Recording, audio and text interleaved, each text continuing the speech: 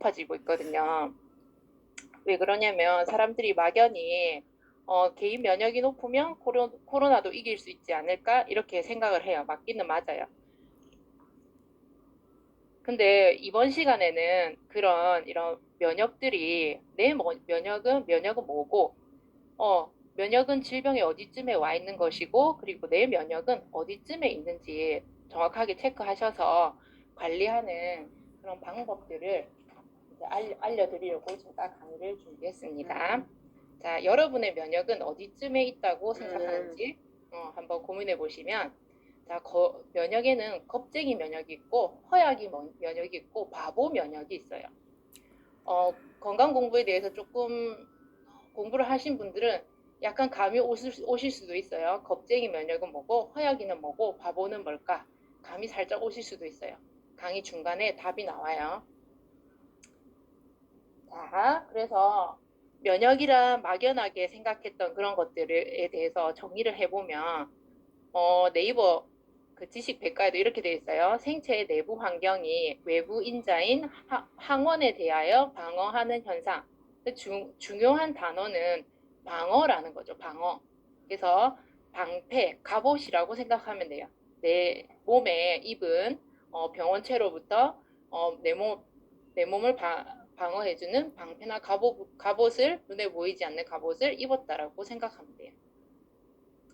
그리고 이 면역은 병원의 어떤 치료보다 내 개인 면역이 훨씬 더 강력한 내 몸속의 의사라는 거를 알아두시고 이것을 관리하시면 병원의 관리 훨씬 줄어들 거예요.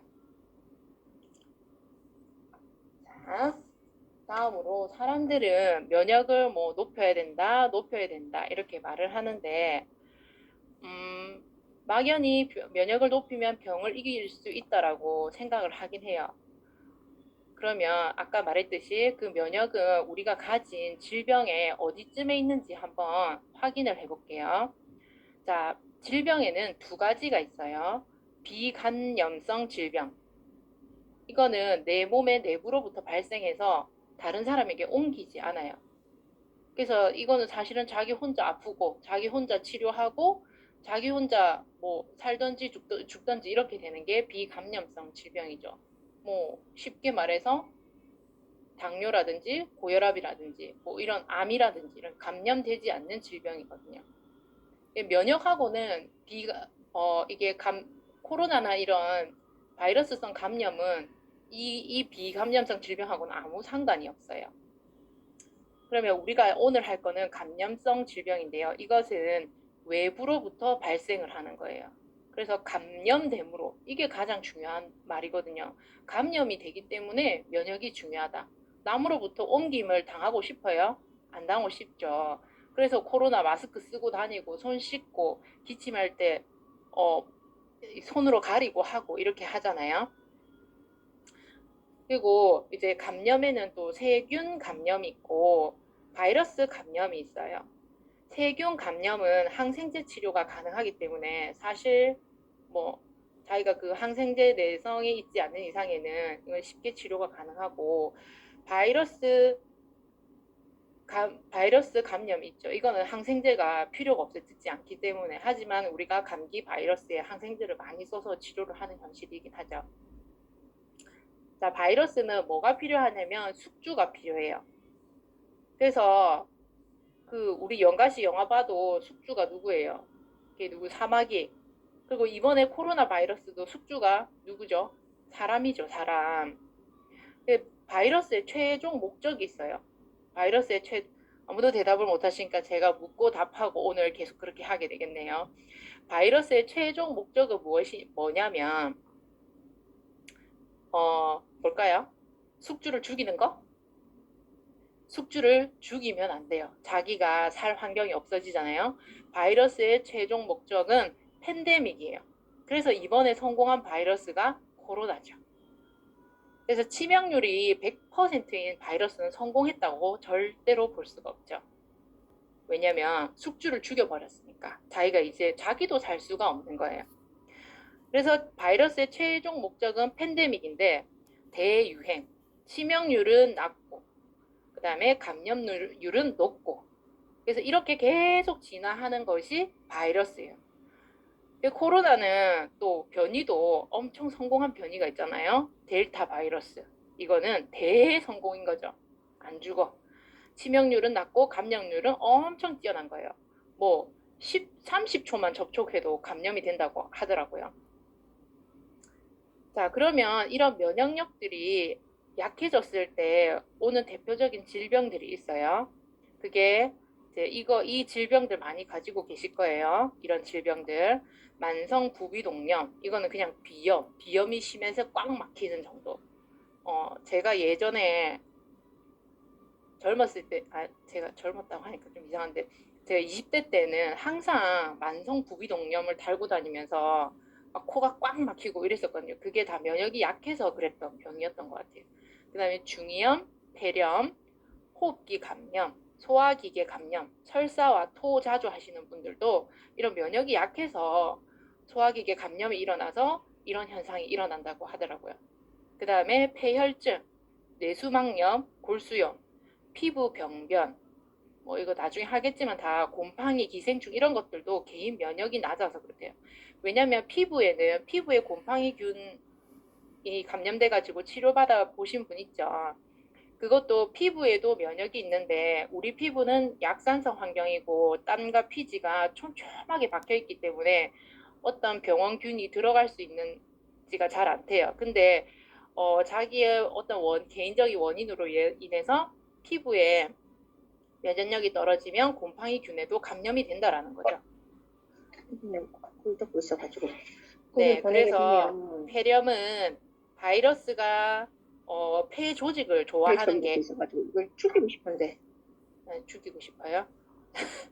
폐렴은 바이러스가 폐 조직을 좋아하는 거고요. 그 다음에 간염은 바이러스가 간 조직을 좋아하는 거예요. 그래서 그 바이러스가 무엇을 숙주로 삼느냐에 따라서 어떤 질병에 걸릴 수 있느냐도 이제 결정이 되는 거죠. 코로나 걸렸을 때 폐렴을 심하게 앓는 사람이 있고 괜찮은 사람이 있죠. 그런 사람들은 코로나 바이러스 이게 폐가 원래부터 안 좋았던 사람, 그러니까 겉보기에 원래 건강했던 사람이 코로나 걸려서 폐렴을 심하게 앓더라 이런 사람들도 겉보기에는 건강하게 보였을지 모르지만 그 사람의 폐 조직은 눈에 보이지 않기 때문에 어떤 상태였는지 모르는 거죠. 그래서 그 코로나 바이러스의 공격을 받아서 그 폐렴이 심하게 왔을 수도 있다는 거죠. 폐렴은 한번 걸리면 왜 치명적이냐면 폐는 복구가 잘 안 된대요. 간 같은 경우에는 간은 이식 수술도 하잖아요. 잘라가지고 한 개밖에 없지만 일부를 잘라서 이식 수술도 하지만 폐 같은 경우에는 폐, 신장 이런 것들은 한번 망가지면 복구가 잘 되지 않기 때문에 치명적이라고 하거든요. 그래서 폐렴을 자주 앓았다 어렸을 때 그런 분들 있죠. 그런 분들은 폐가 좋다라고 사실 죄송하지만 할 수가 없대요. 그래서 어렸을 때 폐렴을 앓는 것은 결코 좋은 일이 아니라고 합니다. 그래서 우리 아이가 폐렴에 잘 걸린다 그러면 하루빨리 면역 관리를 철저히 해주시는 게 좋습니다. 그러면 우리가 생각하기에 면역을 높여야 되는데 높이는 방법 그러면 그래 알았어. 면역은 뭔지 알았고 바이러스도 뭔지 알았어.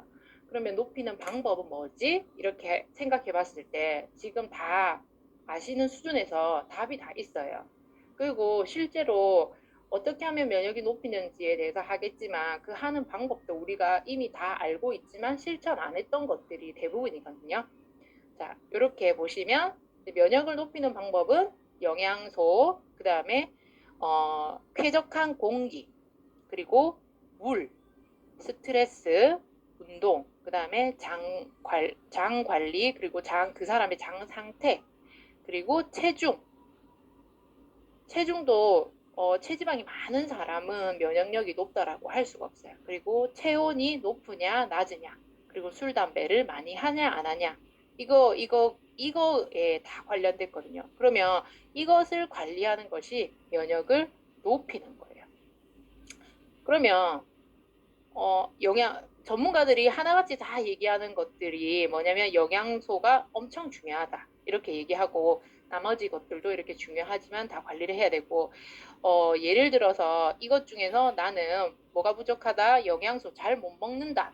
그러면 잘 먹게 이렇게 했지만, 스트레스 관리를 못 하는 거예요. 이 사람은 스트레스를 너무 많이 받고 스트레스 해소하는 방법도 모르겠고 이런 사람 이러면 면역이 높아질까요? 높아질 수가 없죠. 그리고 이 사람 잘 먹고 운동도 하고 잠도 잘 자고 하는데 여기에 이제 여기 장이 아니라 잠이에요. 잠이에요. 운동 옆에 잠이에요. 잠도 잘 자고 하는데 이 사람은 방금 뭐였죠? 술, 담배를 너무 많이 하는 거예요. 매일같이 술을 먹고 밤늦게 술을 먹고 과식을 한다. 이런 사람도 면역이 높아질 리가 없겠죠. 그리고 이런 사람이 있어요. 너무 영양소를 잘 먹는 거야. 5대 영양소 골고루 잘 먹고 파이토케미컬도 탁 챙겨 먹고 5가지 색깔 영양소, 그다음에 식이섬유까지 아주 잘 챙겨 먹고 물도 하루에 8잔 순수 생수로 먹고 이렇게 하는데 이 사람은 너무 잘 챙겨 먹는 거야. 투머치로. 그럼 어떻게 되겠어요? 살이 찌겠죠. 그럼 이것도 NG라는 거예요. 그래서 우리가 면역을 관리할 때 투머치도 안 되고 투 리틀도 안 되는 거죠. 적당히 하시는 것이 좋아요. 그럼 적당히가 뭔가요? 이렇게 물어보겠죠. 그 적당히는 사람마다 달라요. 어떤 사람은 많이 먹어야 체중 유지되는 사람이 있고 어떤 사람은 조금만 많이 먹으면 살이 찌는 사람이 있고 그래서 그건 자기 몸에 관심을 좀 가지고 이렇게 관리하는 방법을 알아가셔야 돼요. 자, 그 다음으로 그러면 이런 면역들은 우리가 저 사람 타고났다 이렇게 하잖아요. 그럼 면역을 타고나는 것이 가능한가? Yes, 맞아요. 면역을 타고나는 것은 일부 가능해요. 자, 우리 면역에는 선천적 면역이 있어요. 선천성 면역이 있고 이제 보면 옆에 후천성 면역이 있어요. 딱 말을 들어도 선천성 면역은 타고난 거, 후천성 면역은 어떤 거? 내가 살면서 획득한 거. 그래서 선천성 면역은 자연 면역이라고 하고 후천성 면역은 획득 면역이라고 해요. 자, 그럼 선천성 면역부터 할게요. 선천성 면역은 가로 해가지고 비특이적 반응이라고 되어 있죠. 이게 무슨 말이냐면, 자, 북한, 어디, 휴전선이 있어요. 근데 그 휴전선에 뭐가 자꾸 넘어오는 거야. 우리 쪽으로. 그러면 다 잡아 먹어야 돼요? 안 잡아 먹어야 돼요? 잡아 먹어야겠죠. 그게 휴전선으로 넘어오는 게 노루일 수도 있고, 멧돼지일 수도 있고, 북한군일 수도 있고, 로마군일 수도 있는 거예요. 그러면 이런 애들은 넘기만 넘어오면 다 잡아먹는 거야. 그거를 비특이적 반응이라고 해요. 자연 면역은 이제 넘어오는 것들을 다 내 몸에 침투하는 병원균들을 종류 구분하지 않고 이름 구분하지 않고 그냥 다 잡아먹어요. 어디에서 잡아먹냐면 피부나 점액 조직 그리고 위산 그리고 보채라고 되어 있는데 이건 혈액 속에 효소 모양의 면역 반응에 관여하는 단백질 이게 선천성 면역에 속합니다. 그리고 대식세포 백혈구 중에서도 대식세포 무조건 다 잡아먹는 애들. 그러면 이런 경우는 내 몸 깊숙이 들어오기 전에 이제 싹 잡아 먹어버렸죠. 그래서 염증이나 살짝 몸이 붓고 이렇게 염증 부종으로 끝나는 경우가 많아요. 우리도 이제 뉴트리라이트 활용할 때 여기에 의존해서 활용하는 방법이 있잖아요. 목이 부어가지고 열감이 살짝 오면서 감기가 올 것 같다 이렇게 할 때 우리 아세로라 열알 탁 먹고 가리 2알 딱 먹고 잠 딱 자고 나면 말끔히 낫는다. 그러면 요거는 요 영역에서 그냥 그 바이러스가 해결이 된 거겠죠. 근데 이 선천성 면역은 타고난 거예요. 타고난 거. 그러면 어떻게 해야 될까요? 자녀를 임신을 하려고 준비하는 여성들이나 유아기의 아이를 가지고 있는 부모님들은 우리 아이 면역 관리에 좀 신경을 써주면 이런 선천성 면역이 평생 간다는데 그거를 좀 높여줄 수 있겠죠. 자, 그 다음에 후천성 면역으로 갈게요. 자, 후천성 면역은 획득 면역이라고 했어요. 가로해서 특이적 반응이라고 되어 있죠. 말 그대로 휴전선 아까 넘어오면 다 잡아먹는 게 아니라 특이한 거 자기가 맡은 분야만 이제 잡아먹는 거예요. 얘들은. 그러면 1소대는 예를 들어서 너는 야생동물만 해결해. 그럼 2소대는 너는 북한군만 넘어오면 다 해결해. 그리고 3소대는 너는 로마군만 탁 넘어오면 다 잡아. 이렇게 다 형성이 되어 있는 거죠. 특이하게 자기의 임무가 다 주어져 있는 거예요. 예를 들어서 그게 대표적인 것이 백신이에요. 백신을 이렇게 이거는 항체를 갖다 부어주는 거죠. 그냥. 그리고 이런 거는 획득 면역이라고 하는데 어떤 바이러스에 내가 노출됐을 때 선천성 면역에서 못 잡아 먹었으면 이제 넘어오죠. 후천성 면역이 잡아 먹어야 되는데 근데 요거가 이제 항체를 만들어내는데 시간이 걸리잖아요. 근데 그게 뭐 감기나 수두 바이러스, 수두 걸려본 적 있죠? 수두에 한 번 걸렸던 사람은 다시는 걸리지 않는 거예요. 왜냐하면 항체가 형성됐기 때문에. 내 옆에 사람이 수두 걸려서 같이 밥 먹어도 나는 이제 그 항체가 있기 때문에 수두에 걸리지 않는 거예요. 근데 이렇게 항체를 형성하는데 시간이 걸리는데 그 걸리는 시간을 기다리지 못할 만큼 독한 애가 있어요. 그거는 뭐냐면 이건 제가 다른 강의 들으면서 들었는데 뱀에 물렸잖아요. 뱀독이 만약에 뱀독도 조금씩 들어오면 그 사람이 항체를 형성하는 시간이 걸린대요. 근데 뱀에 확 물려버렸다. 그러면은 항체를 형성할 시간도 없이 싹 다 감염돼서 죽어버리기 때문에 병원에 가면 그 뱀독 해독 주사가 그 항체를 확 그냥 내 혈액 속에다가 넣어주는 게 그 뱀독 해독 주사라고 하더라고요. 그래서 이렇게 항체가 형성되는데 항체도 두 가지가 있어요. 그 체액성 면역이 있고 세포성 면역이 있는데 뭐 깊게 아시려면 이거는 의학 서적이나 뭐 이런 것들에 비슷하게 그렇게 공부하셔야 되니까 그냥 이런 것들이 있다라고만 아시면 돼요. 체액성 면역은 뭐냐면 아까 말했던 그냥 항체, 어떤 특정한 항원, 병원균에 대해서 항체를 형성해서 면역 시스템을 작동하는 게 체액성 면역이고요. 그 다음에 세포성 면역은 바이러스나 감염된 세포를 자기가 직접 죽이는 거야. 그러니까 얘는 폭탄 테러를 하는 거죠. 그러면 우리가 NK 세포라고 많이 들어봤을 거예요. NK 세포. 이게 내추럴 킬러 세포예요.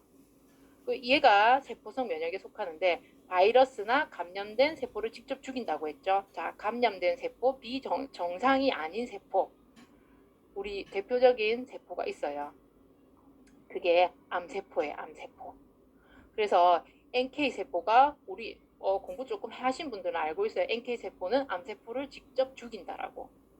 이렇게 알고 있죠. 그래서 이 세포성 면역은 직접 가서 폭탄을 터뜨려서 죽인다라는 거. 그리고 체액성 면역을 높이고 싶으면 마늘을 드시면 마늘이 도움이 되고 세포성 면역을 높이고 싶으면 버섯이 도움이 돼요. 그래서 암 환자들 뭐 먹으라고 해요? 상황버섯 먹자. 상황버섯. 그리고 체액성 면역에는 마늘이 좋다고 하는데 이것도 왜 그러냐면 마늘을 먹으면 뭐가 올라가요? 몸에 체온이 올라가거든요. 그래서 혈액이 잘 통하면 이 면역 시스템들이 빨리 작동을 할 수 있기 때문에 체온을 높이기 위해서 마늘은 체액성 면역에 좋아요. 자, 그러면 요즘 많이 마시잖아요. 아이스 아메리카노. 그런 것들은 면역에 전혀 도움이 되지 않는다라는 걸 아시면 되겠습니다. 자, 그럼 선천성 면역에서 우리가 바이러스가 이렇게 딱 들어왔죠. 그러면 퀴즈. 선천성 면역에서 막는 게 좋을까요? 후천성 면역에서 막는 게 좋을까요? 선천성 면역에서 막는 게 좋아요. 당근 선천성 면역에서 해결하면 훨씬 몸의 데미지도 덜하고 컨디션도 망가질 리가 없고 그냥 지나가는 거죠. 자고 일어나면. 근데 후천성 면역으로 넘어가면 이제 염증이 많이 생겨요. 그냥 뭐 염증도 더 많이 생기고 부종도 생기고 몸이 붓고 편도가 이렇게 붓고 막 기침 콧물이 나고 이거 다 염증이거든요. 그러면 이런 것들이 많이 생겨. 그래서 이 사람이 혹시 컨디션 조절을 못해서 이런 상태가 되었더라도 면역력이 높으면 물론 낫기는 나아요. 하지만 나았다고 다가 아니고 어떠냐면 면역세포들이 그동안 활동을 엄청 많이 했을 거잖아요. 그러면 뭐가 많이 나오냐면 무슨 산소가 많이 나와요. 무슨 산소? 활성산소가 많이 나와요. 그러면 내 몸은 나았지만 그 바이러스에 대해서 공격받은 그 부분은 나았지만 활성산소가 다량 나왔기 때문에 다른 세포들을 막 공격하죠. 그 세포들이. 그래서 제일 좋은 거는 그냥 안 아픈 거. 안 아픈 게 제일 좋아요. 아파도 낫기는 낫겠지만 그런 부작용이 있다라는 거. 그리고 예방이 최고고 평소에 몸 관리를 잘 하셔야 돼요. 그래서 내 몸은 신호를 자꾸 보내거든요. 피곤하다, 쉬고 싶다, 목이 부었다, 열이 난다, 염증이 생겼다. 그러면 컨디션이 안 좋다. 이러면 휴식하고 비타민 챙겨 먹고 이렇게 하셔서 안 아픈 쪽으로 이제 관리를 자꾸 하시는 것이 좋아요. 자, 그러면 우리 몸의 인체를 보면서 또 한번 얘기할게요. 인체에는 이렇게 호흡기의 면역, 소화기의 면역, 혈액과 체액 면역, 온몸에 대한 면역이 있어요. 자, 요거는 호흡기계 면역은 콧구멍에 콧물, 점액 이런 것들이 처음에 공기를 걸러주고 그 다음에 호흡기 점액이 있고 그리고 호흡기의 점모가 있어요. 근데 이 점모는 점액을 분비시키는 그런 기관이라고 하더라고요. 내가 이 점액에도 이런 우리 이제 뭐라고 하죠? 이거를 상피세포 이거 빨간 살을 뭐라고 하지? 갑자기 생각이 안 난다. 누가 대답해 줬으면 좋겠네. 이렇게 이걸 뭐라고 하지? 점막. 맞아. 점막. 감사합니다. 이런 점막에도 털이 있나 이렇게 생각했더니 그 점모가 이 점액을 점막에서 분비시켜 준다고 하더라고요. 그 다음에 이제 소화계는 위산이 강력한 위산이 한 음식과 함께 들어온 박테리아를 죽이고 그리고 혈액과 체액에서는 아까 말했던 백혈구가 이렇게 그 백혈구가 세포성 면역하고 그 체액성 면역하고 이렇게 담당해서 하거든요. 그 밑에 보시면 T 림프구, B 림프구 있는데 이것을 자세하게 알려면 끝이 없어서 이거는 안 하도록 할게요. 그리고 온몸은 피부와 이제 땀샘 이런 것들도 우리 몸에 들어오는 바이러스, 박테리아, 세균 등을 막아주기도 해요. 아까 말했듯이 땀과 피지가 촘촘하게 막힌 게 이제 피부예요. 우리 피부가. 그래서 병원체가 들어올 틈이 없는데 여기도 면역력이 약해지면 이제 곰팡이균에 감염되기도 한다라고 하죠. 그리고 여기에 추가해야 될 것이 대변과 소변이 있는데요. 대변과 소변도 면역을 담당하기도 한대요. 왜냐하면 배출을 시켜주기 때문에 그렇다고요. 그래서 대변을 잘 못 누는 사람, 변비 걸린 사람, 소변에 이상 있는 사람 이런 사람들도 뭐 방광염이 계속 자주 오고 그 다음에 소변색이 노랗고 색깔도 너무 심하고 뭐 이런 사람들도 면역력이 결코 좋다라고 할 수가 없다고 합니다. 그러면 아까 인체의 면역 봤죠 방금. 그러면 면역과 특히 관련된 장기가 있다 없다? 있대요. 있대. 어디냐면 위아장이랍니다. 다 관련되어 있겠죠. 뭐 간이 안 좋아지면 우리 인체는 연결되어 있기 때문에 결국 면역력도 낮아지겠지만 특히 관련된 장기는 위아장이에요. 위아장. 위아장은 서로 연결이 되어 있기 때문에 하나라도 고장나면 연쇄적으로 다 안 좋아져요. 하나라도 고장나면 다 안 좋아지고 먼저 위부터 볼게요. 자, 위 안 좋으신 분들 많죠. 저는 이게 소비자들 만나면 위 안 좋으신 분들이 되게 많더라고요.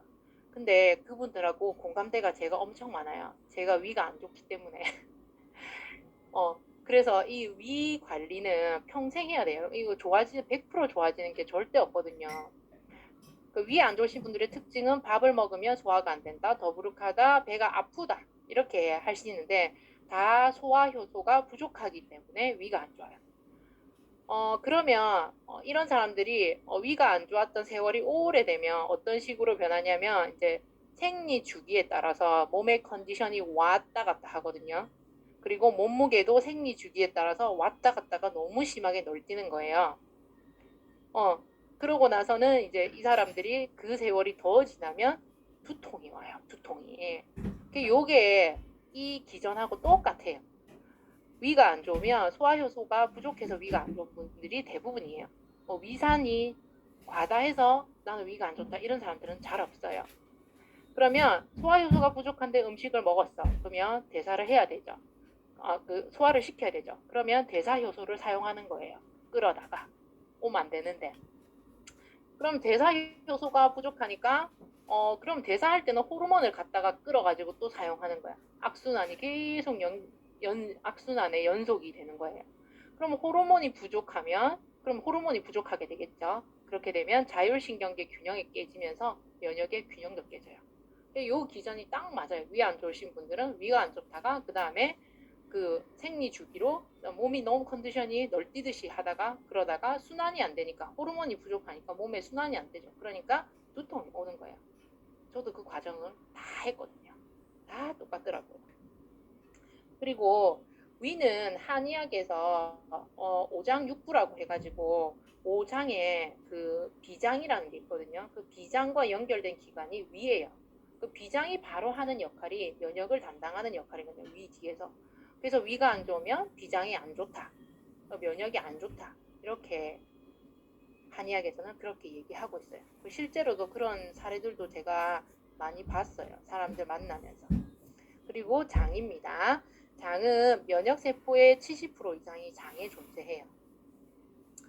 이거는 많은 분들이 이제 다 아시는 거의 상식처럼 됐고요. 근데 세로토닌이라는 행복 호르몬이 있는데 이것도 95%가 장에서 만들어진대요. 장에는 유산균과 유해균이 균형을 이루면서 이렇게 살아가고 있죠. 이 균형이 깨지면 이제 장이 안 좋아졌다. 이렇게 표현하는 거죠. 전문가들이 다 모두 입을 모아서 이제 하나의 목소리를 내는 것 중에 하나가 유산균과 유해균의 균형 중에 가장 큰 영향을 끼치는 것은 음식이다라는 거죠. 음식. 음식을 잘 드셔야 돼요. 이 음식은 어떤 음식을 먹으면 장에 좋은지는 뒤에 가서 또 다 해요. 자, 그러면 균형이 깨졌다는 어떤 반응이 오냐면 내 몸에서 자주 배가 아프다. 밥을 먹으면 가스가 좀 차고 장에 불편감이 있다. 요 자체만으로 이분은 안 좋다라는 신호예요. 그래서 빨리 관리를 하시면 돼요. 네, 이 관리도 음식을 고치지 않고 관리를 하는 것은 그냥 조금 좋아졌다 다시 나빠졌다 이거를 반복하는 것 같더라고요. 그러면 이제 위와 장을 관리하는 방법을 알려드릴게요. 자, 위와 장이 싫어하는 게 있어요. 근데 그 싫어하는 것을 안 하는 것이 우선이에요. 안 하는 거. 맨날 좋은 거 먹어봐야 또 치킨 먹어버리고 또 술 먹어버리고 이렇게 하면 위와 장이 좋아지지가 않는 거죠. 위와 장이 싫어하는 거는 과식. 제일 싫어요. 과식. 위 안 좋으신 분들은 좋아졌다고 해서 캠핑 가서 한번 1박 2일 과식 딱 해버리면 다시 확 안 좋아지거든요. 그리고 가공식품 여기에는 소화효소가 없어요. 그래서 원래 자연 음식에는 소화효소와 함께 따라 들어오지만 가공식품은 마지막에 살균 처리하는 과정에서 이 효소들을 다 죽여버리기 때문에 효소가 없어요. 위와 장이 싫어하는 음식.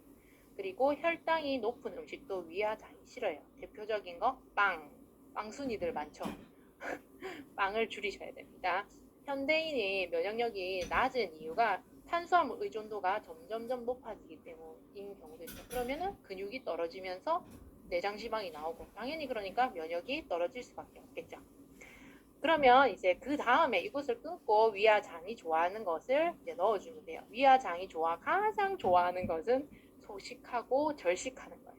그러니까 위가 좋아하는 것은 빈 거, 속이 빈 거, 그리고 따뜻한 거, 그리고 국물 많지 않은 거, 마른 거를 좋아하거든요. 그리고 소식, 절식, 따뜻한 음식, 그리고 자연 음식, 발효 음식, 그리고 먹어야 하는 거는 위가 안 좋으신 분들은 또 너무 많이 먹는 것도 안 좋아요, 식품을. 그래서 너무 많이 안 좋을 때는 저도 다른 거 다 끊고 이스트비랑 유산균만 이렇게 좀 챙겨 먹고 요런 좀 관리하면 싹 돌아오거든요. 그럼 다시 더블엑스를 먹고. 그리고 이렇게 위 안 좋으신 분들과 이렇게 쭉 상담을 하다 보면 이렇게 솔직하게 너무 많이 좋다고 해서 다 드시는 것도 안 좋다라고 말하면 오히려 신뢰가 생기기도 해요. 그럼 관리하고 나서 이분들이 다시 더블엑스도 먹고 칼미끼도 먹고 이렇게 하거든요. 그러면 면역 이거는 생각해 본 적 있으신가요? 면역력이 더 좋은 건 남자다, 여자다? 자, 남자라고 생각하시는 분 손, 여자라고 생각하시는 분 손. 자, 여자입니다. 정답은. 자, 왜 그러냐면 X 염색체에 면역과 관련된 유전자 대부분이 들어있어요. 그래서 여자는 염색체가 XX, 남자는 염색체가 XY. 그래서 여자가 수명도 더 길고 스트레스 저항력도 더 강한 게 여자래요. 근데 남성보다 좋은 면역력을 타고났지만 중년 여성의 면역력을 위협하는 요인이 딱 하나 있어요. 그게 호르몬. 갱년기 딱 오면 몸이 안 좋다. 이게 면역력이 낮아져서 그런 거예요. 우리 이제 호르몬, 여성 호르몬 에스트로겐이 갱년기가 오면서 줄어들면 어떻게 되냐면 너무 슬퍼요. 노화의 가속도가 오고 각종 질병의 위험이 높아져요. 노화의 가속도 너무 슬프죠. 그러면 호르몬 관리를 해야 돼요. 호르몬 관리가 갱년기 여성의 면역력을 결정해요. 이거는 그냥은 잘 관리가 안 돼요. 호르몬계이기 때문에 어떻게 적극적으로 뭔가를 먹고 이렇게 해야 되거든요. 그래서 GLA 블렌드나 오메가3, 루바블렌드 이런 것들 드시고, 그리고 계속 나오는 게 소식과 절식이에요. 왜 그러냐면 에스트로겐이 줄어들면, 여성 호르몬이 탁 줄어들면 지방을 확 쌓아요. 확 늘거든요. 그리고 이제 고혈압이나 당뇨 이런 것들도 없던 분들도 자꾸 생기고 이래요. 그래서 소식과 절식을 통해서 혈당과 콜레스테롤 관리를 꾸준히 하셔야 돼요. 자, 그러면 첫 장에 나왔던 나의 면역력은 어디쯤 이렇죠. 짠. 자, 면역은 겁쟁이. 첫 번째로 겁쟁이는 과잉 반응하는 애가 겁쟁이에요. 나 바이러스 아닌데, 꽃가루 들어왔을 뿐인데, 먼지 하나 콧구멍으로 들어왔을 뿐인데, 싸우자, 이기자, 이렇게 하면서 달려 나오는 거죠. 알레르기, 아토피, 천식. 이것이 겁쟁이에요. 면역의 과잉 반응. 그리고 과소 반응은 면역의 허약이. 뭐야, 면역의 허약이. 그거는 암, 박테리아, 바이러스 감염, 곰팡이, 기생충이에요. 이 허약자들은, 과소 반응하는 사람들은 면역이 좋아하는 걸 안 주는 거예요. 자꾸 자연 음식 안 먹고 가공식품 먹고 술 담배 하고 운동도 안 하고 스트레스도 많이 받고 면역이 안 좋은 것만, 면역이 좋아하는 건 안 주고 안 좋은 것만 계속 하는 거죠. 그래서 허약해진 거. 그리고 자가 면역 질환 요즘 많이 떠오르죠. 이거는 IQ가 면역이 저하된 거예요. 바보예요. 바보 면역이에요. 대표적인 질병이 당뇨, 류마티스 관절염, 다발성 경화증, 루게릭, 루푸스 이런 애들 각종 자가 면역 질환이에요. 당뇨 같은 경우는 췌장의 베타세포를 공격한다. 내 면역세포가. 류마티스 관절염 같은 경우에는 내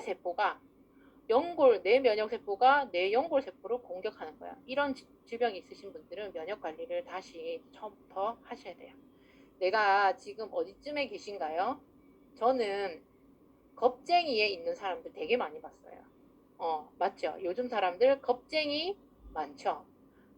다 반건강인 상태거든요. 내 면역은 어디쯤인지 보시고 확인하시고 이제 관리 들어가겠습니다.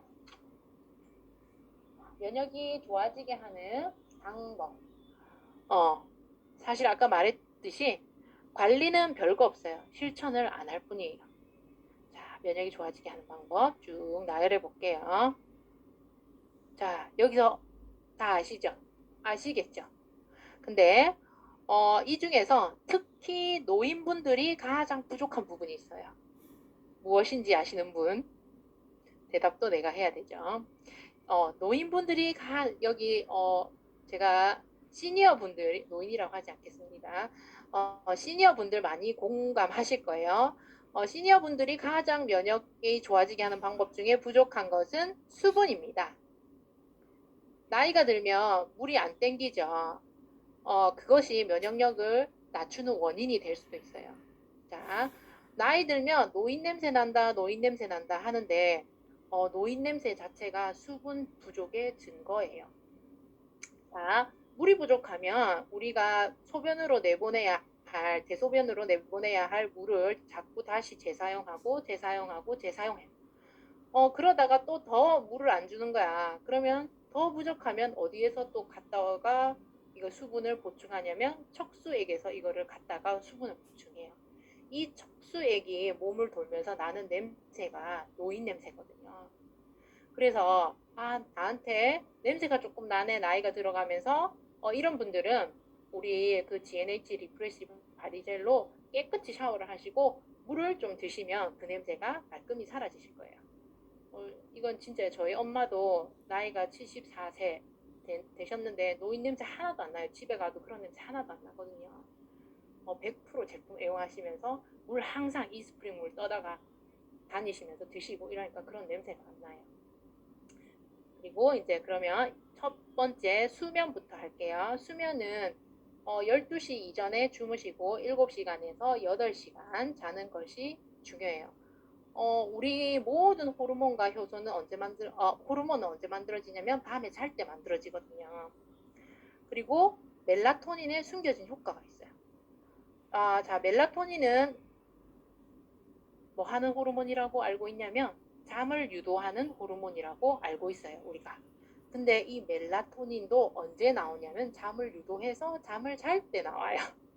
그러니까 잠을 안 자시면 멜라토닌이 부족하고 요것도 악순환의 연속이라는 거죠. 멜라토닌은 요것 자체로도 강력한 항산화 호르몬이 될 수도 있는데 강력한 항산화 호르몬이에요. 근데 요즘은 잠 못 자는 분들 많아요. 그래서 잠 자려고 노력하셔야 돼요.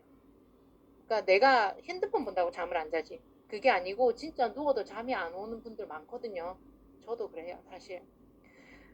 그래서 잠을 안 자는 노력을 적극적으로 하시는데 그게 이제 카페인을 줄이고 저는 아예 먹지 않아요, 요즘. 그리고 칼맥기 자기 전에 4알 탁 드시면 잠이 또 신경이 안정되면서 잘 올 수도 있거든요. 그리고 이 멜라토닌은 세포와 혈관을 자유자재로 옮겨 다녀요. 그 뇌세포까지도 이제 올라가서 이게 멜라토닌이 작용을 하는데 뇌세포에는 아무것도 뇌세포를 통과할 수 있는 물질은 잘 없어요. 그래서 뇌세포를 통과하는 애들이 뭐냐면 마약하고 정신과 약은 뇌세포를 통과해요. 근데 이 뇌세포를 통과하기가 잘 힘든데 멜라토닌은 뇌세포를 통과하는 거예요. 얘는 자연 호르몬이기 때문에 뇌에 좋겠죠. 그래서 이것들이 통과하면 신경세포에서 보조 역할을 하기 때문에 편안한 마음이 되고 성격도 좋아지고 잠도 잘 오는 거죠. 그리고 이제 자기 전에 핸드폰 하지 마시고 핸드폰을 하는 것은 한 자세로 계속 오래 있다라는 거기 때문에 혈액순환이 안 되고 그리고 그 빛 때문에 숙면에 방해가 돼요. 그리고 밤에 주무실 때 공기청정기 켜놓으시고 여기 낮낮 밤밤 되어 있죠. 이것이 키포인트예요. 낮은 낮답게 밤은 밤답게 이렇게 보내시면 밤에 잠이 잘 와요. 낮에는 열심히 활동하고 일하고 이렇게 하시고 밤이 되면 이제 잘 준비를 하는 거예요. 그래서 우리 인간은 해가 뜨면 눈을 떠야 되고 해가 지면 눈을 감아야 되거든요. 이렇게 낮은 낮답게 밤은 밤답게 이렇게 생활하시면 될 것 같아요. 그러면 면역력이 좋아집니다. 그리고 수분은 수분이 부족하면 소변색이 진해지고 이런 거 이게 수분이 부족하면 모든 우리 몸의 영양소나 이런 것들을 돌릴 수가 없어요. 호르몬하고 이런 것들을. 그래서 수분 보충을 하시고 내가 수분이 부족한지 안 한지는 소변색을 확인하시면 돼요. 진하다. 그러면 수분이 부족합니다. 그래서 물을 벌컥 이렇게 한 두세 컵을 이렇게 연달아 마시면 화장실 가고 싶어요. 그러면 소변색이 맑아져 있는 걸 바로 확인할 수 있어요. 수분 부족은 물만 먹으면 되니까 제일 쉬워요. 그리고 스트레스가 아무리 해도 나는 해소를 못하겠다 그런 분들은 칼맥기랑 단백질을 조금 많이 챙겨 드시면 이게 마음이 조금 가라앉아요. 그리고 위장 관리 아까 말했기 때문에 넘어가고 체온 관리 할게요. 자, 우리가 생각했을 때 체온이 높아야지 좋을까요? 몸이 좋을까요? 낮아야지 좋을까요? 체온이 조금 높아야 돼요. 그렇다고 37도 이상 넘어가면 안 되고 36.5도에서 36.9도 사이로 이렇게 있는 게 이제 몸에 좋아요. 그럼 체온 관리를 사람들이 하는 방법을 의외로 잘 모르더라고요. 그거는 운동을 해서 이제 땀을 내고 이렇게 하면 체온이 높아질 수도 있고 따뜻한 음식을 드시고 그리고 우리 식품 중에는 오메가3나 가리 비타민을 드시면 체온 관리가 쉬워요. 그러면 이거를 먹긴 먹는데 맨날 알을 달고 산다. 그거는 안 되겠죠. 그래서 차가운 음식은 줄이시는 게 좋습니다. 자, 다음에 체중 관리. 체중 관리. 아까 배 나오고 지방이 많은 사람이 면역력이 좋을 리가 없잖아요. 그래서 소식과 절식을 하셔서 체중 관리 하시고 개인 위생 관리, 약산성 제품을 합니다. 왜냐하면 피부도 우리 면역기관이기 때문에. 그리고 손 씻게 하고 익혀 먹게 하고 개인 용품을 사용해요. 수건을 이렇게 사용하는 거죠. 체온 관리에서 그것도 있어요. 겨울엔 조금 춥게, 여름엔 조금 덥게 이렇게 사시면 돼요.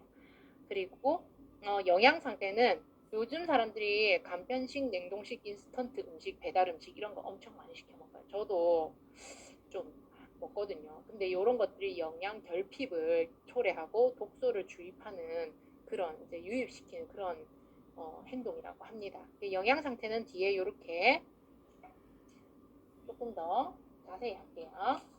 이것만 하면 이게 마지막입니다. 면역력을 높이기 위한 영양소는 단백질, 이거는 전문가들이 말하는 가장 중요한 요소 중에 면역력에 가장 중요한 영양소예요. 왜냐하면 상피 조직, 이게 점막세포의 주요 구성 성분이고 면역세포의 구성 성분이기도 하고 항체의 구성 성분, 항체 아까 그 바이러스를 탁 가서 특정한 바이러스를 딱 잡아먹는 그 항체의 구성 성분이기도 하고 그리고 단백질이 부족하면 우리 몸의 면역을 담당하는 기관들이 있어요. 그게 임파선, 편도선, 비장, 흉선 이런 애들도 단백질이 부족하면 능력이 저하된다는 거죠.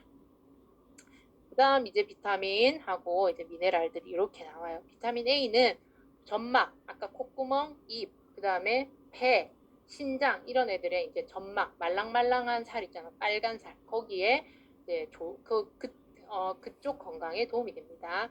백혈구 형성에도 관여하고요. 그리고 비타민 C는 세포 내 바이러스 증식을 억제하는 인터페론 생성, 그러니까 막바로 바이러스가 침투했다가 활성화시키는 그런 역할을 하고 비타민 E는 면역세포 건강에 도움이 되고요. 비타민 D 해가지고 비타민 D가 떠오르는 항암 비타민으로 이렇게 알고 많이 있더라고요. 근데 이 비타민 D가 요즘 너무 많이 부족하대요. 예상하실 수 있을 거예요. 왜 그런지 실내 생활을 많이 하기 때문에 그래요.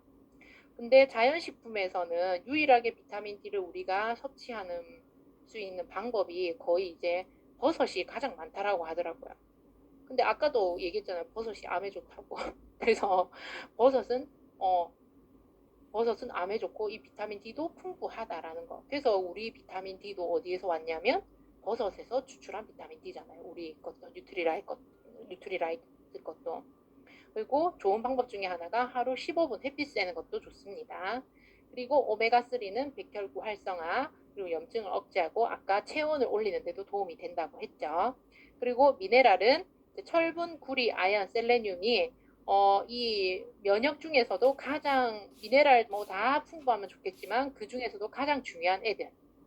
얘네들 자체로도 항산화에 도움이 되지만 철분이 부족하면 살균 능력이 떨어지고 구리, 셀레늄 이런 것들은 아까 체액성 면역, 항체를 딱 형성해서 바이러스를 딱 잡는 그런 거에 이제 얘들이 부족하게 되면 이 면역이 떨어진다는 거죠. 그리고 아연은 이제 말하지 않아도 알아요. 말하지 않아도 알아요. 왜 그러냐면 요즘 백신 치료할 때도 아연 많이 쓰잖아요. 아연이 그만큼 이제 면역에 중요한 미네랄이라는 거. 자, 근데 이런 이제 영양소들이 있는데 우리가 가정 시간에 탄수화물, 단백질, 비타민 D 골고루 먹어야지 했죠. 근데 여기 탄수화물, 지방은 왜 빠졌냐면 이미 충분히 먹고 있기 때문에 빠졌습니다. 그리고 이런 영양적인 부분은 다 해결이 돼야지 퍼펙트하지. 뭐 하나라도 빠지면 완벽하지 않다라는 거, 뭔가가 또 부족하게 된다는 거죠. 자, 그래서 우리 제품군 중에는 이렇게 있어요. 바이토시, 카로틴 플러스, 유산균, 더블 X, 이스트비, 아세로라시, 오메가3 이런 식으로. 우리 제품이 요즘 많이 품절이 되고 있잖아요. 원료가 한정되어 있는데 사람들이 많이 먹기 때문에 그런 것 같아요. 정말 우리 제품이 더 원래도 귀했는데 더 귀해지고 있어서 저는 걱정이 내 먹을 거 없을까 봐 그게 너무 걱정이거든요. 이런 귀한 제품들을 정말 더 귀하게 대해야겠다. 전달할 때도 그렇게 전달해야겠다 이런 생각을 많이 했고 이 제품들이 이렇게 많잖아요. 근데 이 제품들을 다 먹으라는 것이 아니라 본인에 맞게 개인의 특성에 맞게 선택해서 드시는 것이 좋아요. 사람 몸은 다 다르고 위가 안 좋은 사람, 간이 안 좋은 사람, 뭐 면역력이 나빠지는 이유가 다 다르기 때문에 그건 충분히 상담을 통해서 이제 결정하시면 되고요. 이런 노력을 이제 하잖아요. 잠도 잘 자고 씻고 깨끗하게 그 생활을 하고 근데 뭐 우리 뉴트리라이트도 챙겨 먹고 근데 이런 노력을 언제까지 해야 되냐? 한두 번 좋은 거 먹는다고 절대 되지 않아요. 왜 그러냐면 세포의 재생 기간이 있어요. 입안은 2, 3일이고 간은 3주, 피부는 28일, 혈액은 3개월, 근육은 6개월, 뼈는 2, 3년이거든요. 그러니까 2, 3년에 걸쳐서 이게 뼈는 다 이게 세포가 바뀐다는데 오랜 시간이 필요하겠죠. 근데 사실 지속적으로 꾸준히 노력한다가 그냥 평생이라고 저는 생각을 해요. 그래서 근본적인 생활 습관 고치기가 가장 중요하고 이것은 그냥은 안 돼요. 노력을 좀 하셔야 돼요. 우리가 100세 시대고 100세보다 더 많이 산다라고 하잖아요. 그 시간 동안 건강하게 살기 위해서는 노력이 필요하다라고 생각하거든요. 그러면 이 생활 습관을 이제 조금씩 고쳐 나가는데 그거 이걸 습관 말 그대로 습관이에요. 습관 만들면 되거든요. 아침에 일어나자 눈 뜨자마자 네 그거 마우스워시 하고 입안에도 세균이 있으니까 마우스워시 하고 물 2컵, 3컵 마시고 운동 후에는 프로틴 먹고 식사 후에는 맨즈팩 까서 먹고 오후 간식 시간에는 우리 아이스 아메리카노 안 좋다 했으니까 아이스 아메리카노 대신에 쉼표 가득 허브 블렌딩 티 이런 거 따뜻한 거 마시고 잠자기 전에는 칼맥 4알 먹고 냉장고에 냉동실은 비우도록 항상 비우도록 노력하고 이런 노력들을 통해서 우리 면역을 관리할 수 있는 것 같아요. 저는 사실 건강에 관심이 있어서 처음에 아메이를 접했을 때 관심이 갔어요. 그리고 지금까지 제가 이제 사업하는 거는 모든 게 다 제가, 저의 건강 관리를 한 경험, 그리고 제가 다이어트 한 경험, 이런 것들을 통해서 지금까지 사업을 하고 있거든요. 제가 오늘 강의를 했지만, 정말 제가 면역도 안 좋고 살이 안 빠지는 그런 체질이었어요. 근데 그런 것들을 잘 관리해 나가면서, 해왔던 그런 경험들로 저도 지금 사업을 하고 있거든요. 그래서 우리가 그런 것 같아요. 나와 내 가족부터 관리하고 면역을 잘 관리해서 이거를 사업의 자산으로 만들어야 되는 것 같더라고요.